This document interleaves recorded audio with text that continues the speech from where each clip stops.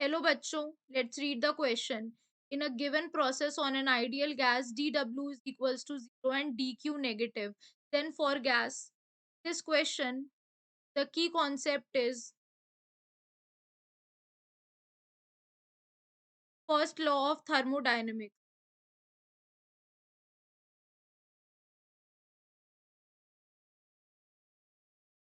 First law of thermodynamics, अगर हम बात करते हैं फर्स्ट लॉ ऑफ थर्मोडायनेमिक्स की, it states that heat is a form of energy. Heat is a form of energy and thermodynamic process are therefore subject to the principle of conservation of energy. यानी main क्या होता है इसका law, conservation of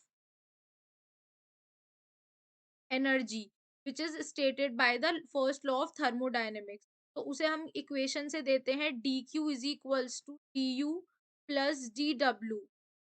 जहाँ पर अब क्योंकि यहाँ पर क्या होता है, जो हमारा कंजर्वेशन है एनर्जी का, तो कंजर्वेशन ऑफ एनर्जी है, इसका मतलब हमारा जो वर्क डन है वो क्या हो जाएगा, जीरो हो जाएगा. क्योंकि जो डी क्यू होता है इसके इक्वल होता है डी यू के इक्वल होता है, क्योंकि क्या है, कंजर्वेशन ऑफ एनर्जी है.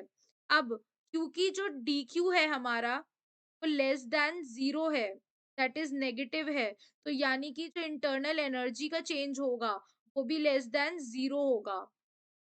Also we know that NCV delta T is less than zero. तो हम इस तरह से लिख सकते हैं, तो यानी कि जो डेल्टा टी है वो भी क्या होगा, डिक्रीज होगा.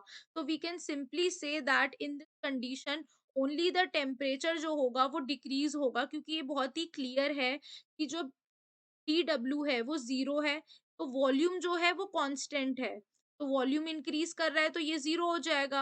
अब क्योंकि अगर हम गेल लुसाक लॉ को देखें कि अगर टेम्परेचर डिक्रीज होगा तो प्रेशर भी डिक्रीज होता है, जबकि यहाँ प्रेशर कांस्टेंट दिया और टेम्परेचर इंक्रीज नहीं हो रहा है, इट इज गेटिंग डिक्रीज.